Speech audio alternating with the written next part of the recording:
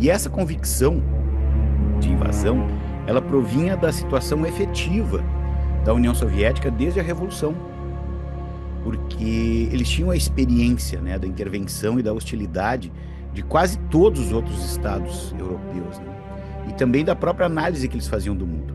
Afinal, eles esperavam não só um ataque contra o seu próprio país, né, contra a própria Rússia, né, mas também uma guerra de grande porte entre as potências ocidentais. E julgavam provável que essa guerra no Ocidente viria primeiro, mas acabaria espirrando, né, digamos assim, na Rússia. Então, a análise do mundo, ela derivava da russa, né? Ela derivava da visão do Lenin, que identificava o período como imperialista. Então, ele acreditava que essa primeira guerra, ela tinha sido resultado da concentração de capital, uma concentração crescente do capital, nas mãos de um pequeno número de enormes empresas, né, e bancos, o que levaria, por sua vez, a uma competição exagerada, exacerbada por mercado e por recursos. A atmosfera que era altamente carregada na política mundial da época, né, com a tomada ali da Manchúria pelos japoneses em 1931, impeliu Stalin a elevar ainda mais as metas da produção militar. E essas armas modernas, elas refletiam uma nova doutrina militar do Estado-Maior do Exército Soviético, que pensava que as guerras modernas elas seriam decididas por unidades velozes, né, mecanizadas, blindadas, né, assim como o bombardeio aéreo de longa distância. A falta de entusiasmo por parte das potências ocidentais pela República Espanhola, ela só revelou, aos olhos de Stalin, pelo menos, né, as chances cada vez maiores do que seria para ele o cenário de pesadelo, né? Um pacto entre a Grã-Bretanha, entre a França, a Alemanha e a Itália, que seria então dirigido contra a União Soviética. Ele não ia ter como aguentar isso, ele não ia ter como suportar isso, tá? A liderança soviética, convencido de que a guerra ela seria iminente, ela vai passar para outra estratégia possível. As discussões com os nazistas, elas se tornaram muito mais sérias. E as atitudes de Londres e de Paris foram o impulso maior para esse diálogo entre Alemanha e Rússia. Porque, embora o Chamberlain tivesse começado a perceber que o Hitler era uma ameaça, ele não estava nem um pouco disposto a discutir um acordo sério com o Stalin. Porque o resultado dessa falta de comprometimento e desse descaso inglês, desse descaso britânico, foi o Pacto Germano-Soviético. Eles acabaram se voltando e fazendo um acordo com os alemães, de 23 de agosto de 39, tá? Assinado pelo Molotov do lado russo e pelo Ribbentrop do lado alemão. A inteligência tática do Hitler, ela era excelente, excelente, pois ele sabia exatamente onde as unidades soviéticas estavam posicionadas, qual era o contingente dessas unidades e quais eram as posições defensivas dessas unidades. Então isso era muito importante. O que ele não sabia e não se interessava aparentemente em saber era o potencial econômico e militar da Rússia. Na visão mesquinha dele, na visão restrita dele, tá?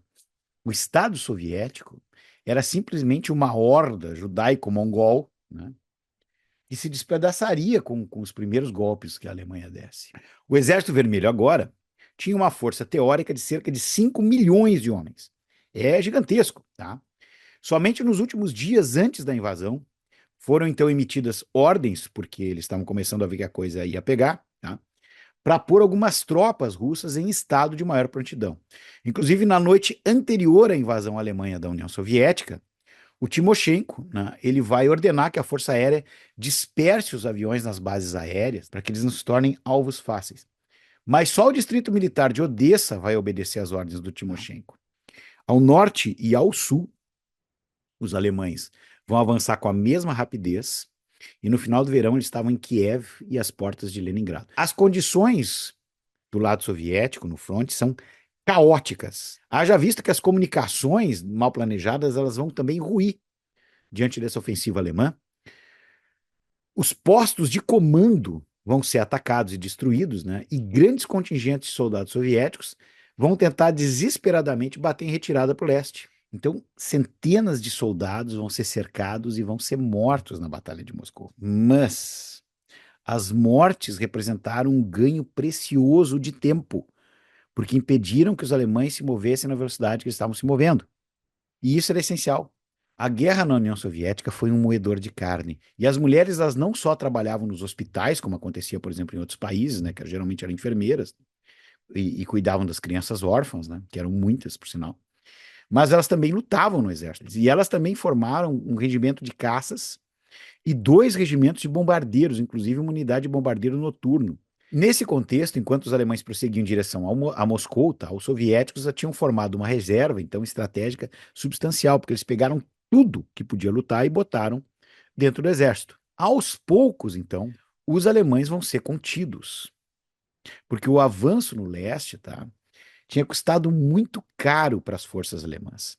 Dois momentos, dois casos aqui, são importantes de destacar nessa guerra geral de extermínio. Tá? A União Soviética e a guerra que ela promoveu contra a Alemanha, nesse caso, ela é fantástica, tem histórias fantásticas uma atrás da outra. Mas dois são importantes contar aqui, que são o caso de Leningrado e o caso de Stalingrado. Os soviéticos vão avançar para o sul, na Romênia, e os governos pró-alemães ali da Romênia, da Bulgária, vão cair.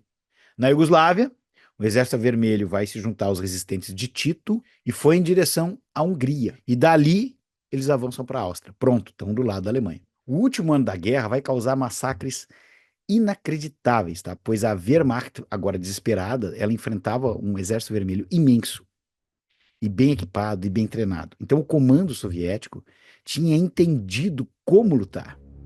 E agora ele tinha o equipamento para isso.